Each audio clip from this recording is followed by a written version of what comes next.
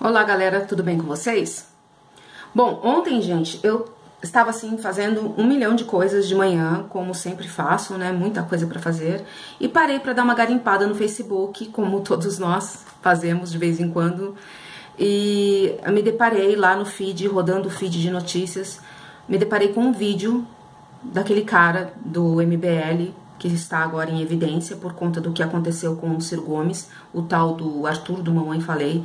Eu nunca tinha visto a fuça desse cara na minha vida, eu nem sabia quem era, tá? Desculpa a minha ignorância, eu realmente não sabia porque eu não perco tempo com essa galera. Os canais que eu acompanho no YouTube são canais que realmente têm conteúdo, eu não fico perdendo tempo com ideias radicais, eu nem sei o nome direito dessa galera, às vezes falo errado o nome dos canais, não perco tempo com o Nando Moura, não perco tempo com esse Mamãe Falei, nem sabia que esse cara existia. Mas, pelo que aconteceu com o Ciro Gomes, aquela manipulação idiota, escrota que foi feito, eu acabei sabendo da infeliz existência desse cara. Então, me deparei com um vídeo dele conversando com um universitário. O universitário também foi abordado da mesma forma que o Ciro Gomes foi, tá? Aquela invasão ao espaço físico pessoal, que muito nos irrita, principalmente se é uma figura antagônica. Quando é uma figura que a gente gosta, né, que a gente tem afinidade ou que tem uma propinguidade íntima, é lógico que a gente não vai se sentir incomodado com a invasão do espaço físico pessoal. Mas quando é uma figura que aí representa um antagonismo principalmente ideológico, imediatamente você se sente invadido, e eles sabem disso porque o MBL não só foi instrumentalizado, o MBL foi criado, tá, para isso, por estrangeiros, para exatamente isso que a gente vê aí. Então o rapaz foi abordado e saiu muito bem, por sinal, muito calmo, não se envolveu. Nós sabemos que a galera lá do MBL tem um discurso vazio, um discurso que não corresponde à realidade, alienado da realidade, mas é um discurso cansativo, é um looping infinito que cansa o interlocutor. E esse é o objetivo mesmo, e muito contumaz, acaba que, né, confundindo, etc e tal, é isso que eles propõem, e eles também propõem uma irritabilidade da pessoa para que force uma agressão, e aí esse sensacionalismo todo que nós conhecemos, é bem ruinzinho, bem chulo mesmo, bem pobre o modo como eles operam. Eu considero o MBL uma espécie de think tank brasileira, que hoje atua como? Não atua mais em círculos acadêmicos, não atua mais dentro de instituições, atua mesmo na rede social. Reproduz as suas ideias, já que na verdade think tank é um tanque de ideias, uma fábrica de ideias. Eles reproduzem essas ideias dentro das redes sociais e aí já conseguiram colocar alguns membros dentro da política, etc e tal. Bem, pra mim, não tenho assim mais dúvida nenhuma, é uma espécie de think tank. A criação da think tank lá no Reino Unido foi criada para isso mesmo, tá? Com esse objetivo de reproduzir ideias. Quando o Anthony Fisher, um herói e empresário, um herói de guerra e um empresário inglês, leu a obra do escritor austríaco Hayek, O Caminho da Servidão, ele ficou deslumbrado por aquilo e foi procurar o autor lá em seu escritório na Escola de Economia de Londres. E chegando lá, ele disse: cara, eu fiquei tão deslumbrado com aquela obra que você escreveu que eu quero entrar para a política. Eu quero entrar para a política pelo Partido Conservador e vou representar esse pensamento liberal, etc e tal. E o Hayek falou assim para ele: cara, não faz isso. Não perca o seu tempo. Antes de você entrar para a política, você precisa criar um ambiente de ideias, de opiniões. Você tem que criar um ambiente de ideias, de opiniões que não sejam muito refletidas, que as pessoas comprem como verdade sem refletir muito. Foi o que o Anthony Fisher fez. Foi o fundador da think tank e foi um dos grandes fundadores da primeira grande organização think tank do mundo. O Hayek, que escreveu O Caminho da Servidão e foi assim o grande inspirador do Anthony Fisher, ele chegou até a ganhar o prêmio Nobel de Economia em 1976. Este livro foi escrito, O Caminho da Servidão, foi escrito num período de guerra para os ingleses, era um livro liberal, etc. e tal. Bom, quando eu digo que o MBL no Brasil é uma espécie de think tank, eu não estou dizendo que é assim, status quo, tá? É a brasileira. É uma coisa bem estupedificada mesmo e que propaga essa proposta de ideia da fábrica de ideias dentro da internet, certo? Da internet principalmente. E acaba tendo um público muito grande porque tem um argumento palatável, inteligível, bem pobrezinho. Neoliberal, não é liberal, tá, gente? É neoliberal. E nesse vídeo, então, em questão, voltando ao vídeo, ele tenta lá, né, cansar o universitário, o interlocutor, mas principalmente o que me motivou a fazer o vídeo foi o fato dele dizer que os países desenvolvidos do centro do capitalismo, eles são desenvolvidos porque eles praticam livre mercado, economia aberta, economia livre, e por isso eles são desenvolvidos, e a gente deveria fazer o mesmo, porque nós temos um Estado muito grande, um Estado intervencionista, e nossa economia deveria ser mais aberta, etc e tal. E o rapazinho responde, o universitário, né, desconstrói aquele argumento, mas como eu falei pra você, é um loop infinito disso, não sai disso. Eu resolvi fazer esse vídeo em resposta a ele. Pra me apoiar como fonte, eu vou citar um livro que cito sempre no meu canal, tá? Quem me conhece sabe que eu cito esse livro, O Império da Incoerência, escrito por um estadunidense. Tá? Não concordo com tudo que está escrito aqui, mas eu gosto bastante desse livro porque ele é objetivo. Ele explica bem a metodologia dos Estados Unidos, desconstrói toda essa porcariaiada aí de que os Estados Unidos são liberais, de que os países ricos, eles atuam numa lógica de livre mercado. Tudo isso é uma grande mentira fabricada pelos tanques de ideias, pelas fábricas de ideias mundo afora aí. E aí eles querem introduzir um manual de economia, um manual de metodologia, de desenvolvimento, que supostamente é aplicado lá no centro do capitalismo, e querem introduzir aqui pra gente, nós que estamos na periferia do capitalismo.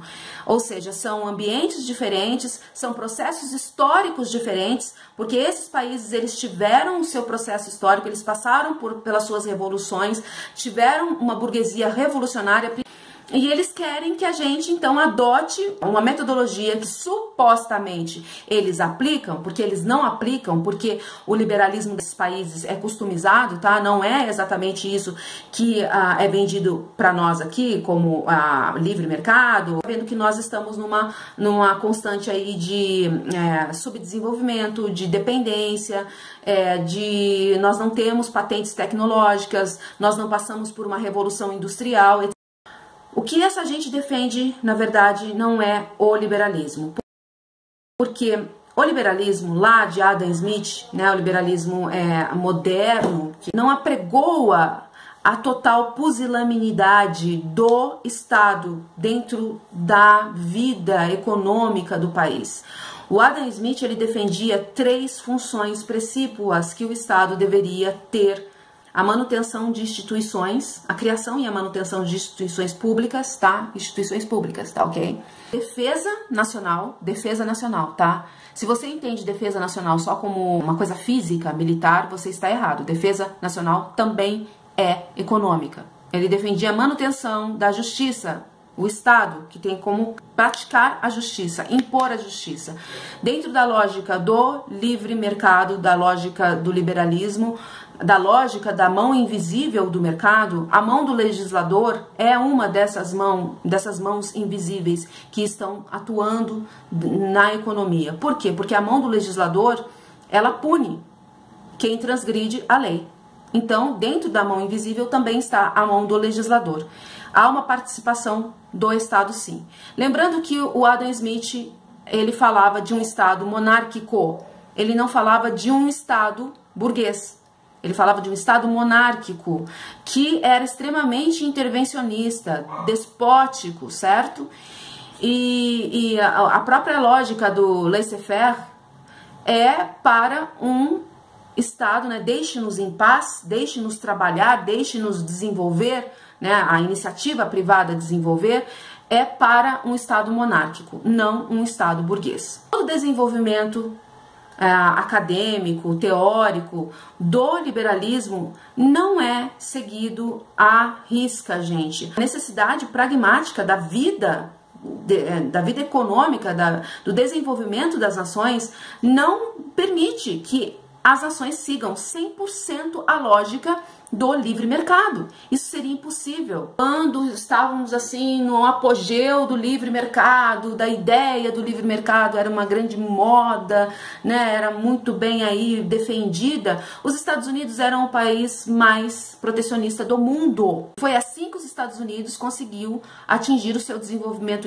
industrial e tecnológico e se tornou a maior potência do mundo, através de protecionismo. O protecionismo dos Estados Unidos não é de agora, não é aí uma inerência do governo Trump, não é, é desde a sua fundação. O Michael Mann escreveu esse livro em 2002, 2003. Os Estados Unidos estavam na gestão do governo Bush.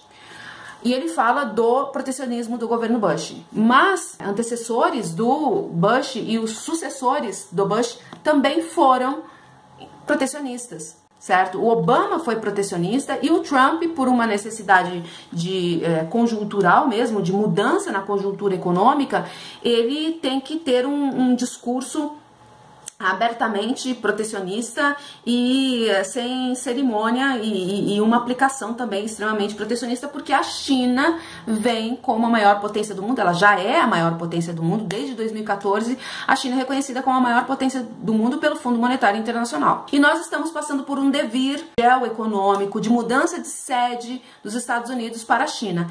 E a China não se tornou uma nação tão desenvolvida, tão industrializada, a maior potência do mundo, também com a espontaneidade da iniciativa privada. Não, o intervencionismo do Estado chinês é, né, nítido, notório, não tem nem o que a gente dizer. A China é uma economia estatal praticamente. A iniciativa privada trabalha ali, lado a lado. Mas não é só na China. Os Estados Unidos também foram assim, a Inglaterra também foi assim, entendeu?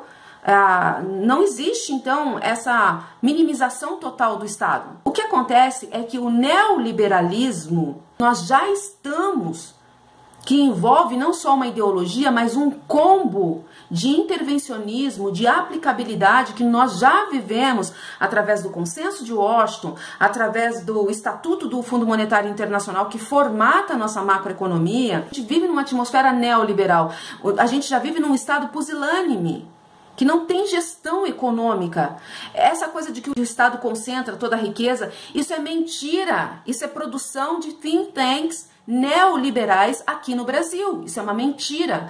O Estado é um mero instrumento de transferência dos recursos públicos para o setor privado, de uma casta burguesa nacional, mas principalmente internacional, que pega o nosso dinheiro e transfere, principalmente através dos juros escorchantes. Essa galerinha do MBL defende, inclusive no vídeo que eu citei, o cara defende a metodologia dos juros dentro de metas de inflação. É uma das políticas de meta de inflação. Meta de inflação é uma dos pés do tripé macroeconômico, que foi imposto pelo FMI, que é o combo neoliberal no Brasil. Metas de inflação com juros escorchantes só no Brasil. No centro do capitalismo, eles defendem o manual deles, mas isso não é aplicado lá, isso só é aplicado aqui. E é uma imposição, o estatuto do FMI que nos impôs isso, formatou a macroeconomia. Sim, o Estado é burocrático, o Estado é inchado, o Estado é relapso, mas é porque ele é instrumentalizado, ele é transnacionalizado, ele não é um Estado nacional, ele sequer é um Estado burguês, o centro do capitalismo. Ele é um Estado colonizado, que não representa o povo, que não representa os interesses nacionais. A galerinha do MBL quer nos fazer acreditar que o nosso Estado é um Estado muito grande, é um Estado inchado, que precisa ser minimizado e que a iniciativa privada precisa ter mais liberdade, de que as universidades têm que ser privatizadas, inclusive ele fala sobre isso, de que tudo tem que ser privatizado. Porra, gente, acho que todo mundo aqui, todos nós somos pobres, né? Estamos falando de pobre para pobre. A gente precisa de instituições públicas que não foram execradas pelo liberalismo moderno. É uma das funções que Adam Smith defendia, do Estado, a manutenção de instituições públicas. E essa gente tá tirando da onde que tem que privatizar tudo? Pelo amor de Deus, tá tirando do rabo, só se for desse lugar. E esses atorzinhos que participam do discurso neoliberal do MBL, eles são jovens de classe média alta, sabe? Você pode ver pelo naipe, sabe? São desconectados da realidade, são desconectados da própria ideologia que defendem. Voltando ao Michael Mann, rapidinho, para o vídeo não ficar muito grande, aqui ele desconstrói o argumento do talzinho lá. Aqui ele diz assim, o centro do capitalismo, os países desenvolvidos, eles se defendem muito mais, eles se protegem numa lógica protecionista muito mais dos países pobres, da gente, do que entre eles lá. Entre eles, eles até praticam um livre mercado. Na época que foi escrito esse livro, tá? 2002, 2003, porque agora o discurso entre eles é protecionista, devido a toda a mudança geopolítica, geoeconômica que nós estamos passando. A gente vê aí o Trump falando que vai meter tarifa mesmo em tudo, e mesmo dentro do centro do capitalismo. Mas o grande protecionismo deles sempre foi contra a gente, porque a vocação deles é tecnológica, é industrial, a nossa é agrícola. E eles se defendem muito mais dentro do setor agrícola. Na verdade, a lógica do livre mercado seria muito bom pra gente. Seria maravilhoso se realmente fosse aplicada, certo? Mas não é. O Michael Mann, ele diz que os Estados Unidos, eles representam um império militar, um esquizofrênico político, um palpiteiro econômico, que eu acho um eufemismo, que na verdade é um interventor, e um fantasma ideológico. Concordo plenamente, fantasma ideológico.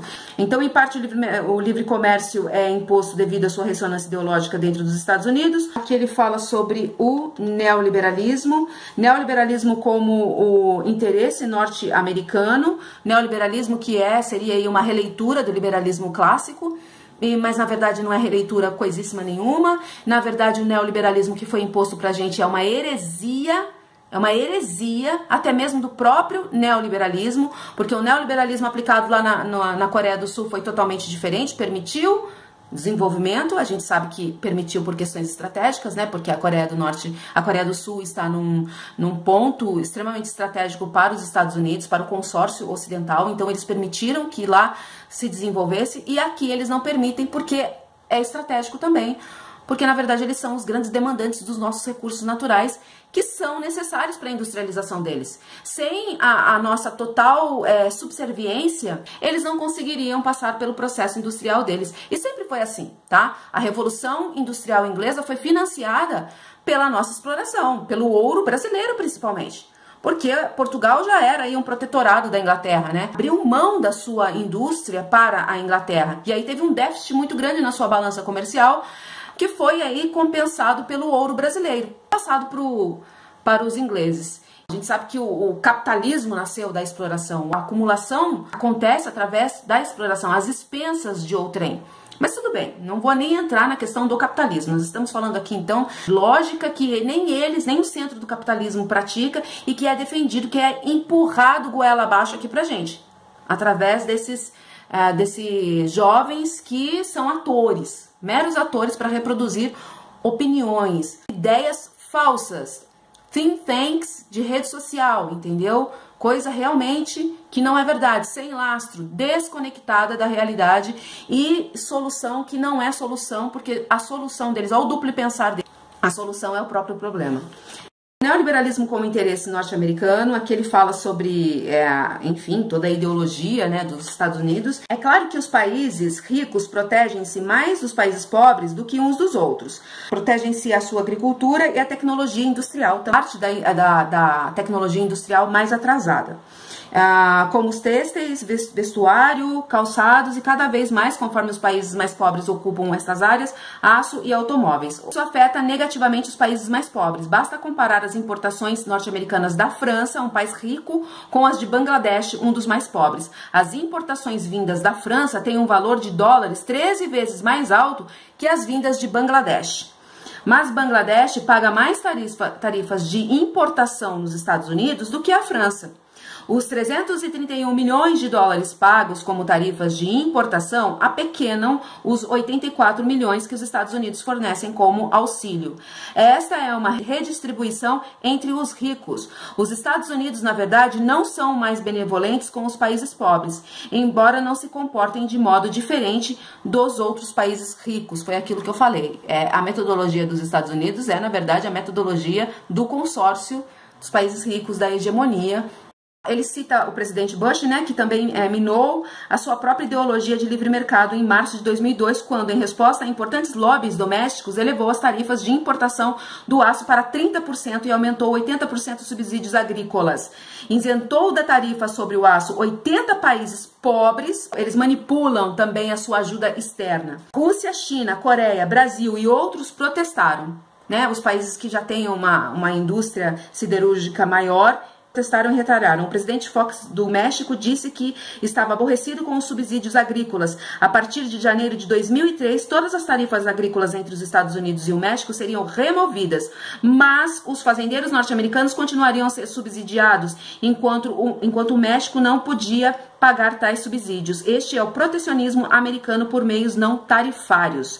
Aí ele cita aqui o presidente Fernando Henrique Cardoso, concentrou o seu ataque. Até o Fernando Henrique Cardoso também protestou, cara. Até o titirimó deles também protestou. O Fernando Henrique Cardoso teria dito: arbitrários subsídios agrícolas e anti-dumping usados em proporção escandalosas para impedir a livre concorrência.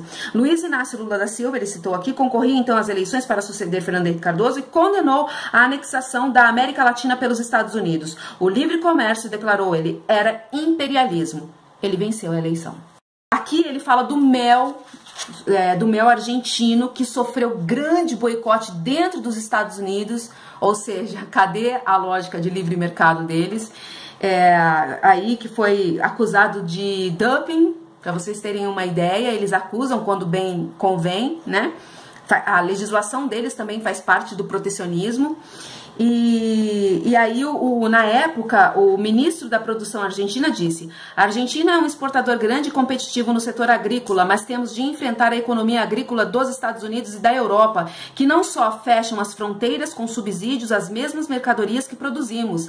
Isso sempre acontece. Aconteceu com os limões também. Tudo que a Argentina é capaz de exportar, sabemos que os Estados Unidos vão administrar o seu próprio setor de modo a proteger os produtores deles às nossas custas. Cadê o livre mercado? Não é a Cibele que tá falando, tá? É aqui, ó, o ministro da produção argentina da época. Não existe livre mercado, gente. Cada um protege como deve, como tem que ser. E eu não tô nem questionando eles. Só nos permitam, então, também proteger a nossa economia, a nossa produtividade, a nossa agricultura, a nossa vocação. Parem de intervir ideologicamente dentro do nosso país. A grande guerra deles é contra a gente, tá? Eles não vão fazer guerra entre si. Eles fazem guerra contra a gente, tá? Porque eles precisam da gente. Porque o dia que a América Latina e que a África conseguisse sair dessa formatação que nos foi enfiado goela abaixo, a gente ia abalar o mundo, a gente ia ser o polo econômico do mundo. Mas, infelizmente, a coisa que é difícil por todo esse processo ideológico, essa guerra ideológica que a gente vive, que não nos permite discutir o pragmatismo do desenvolvimento.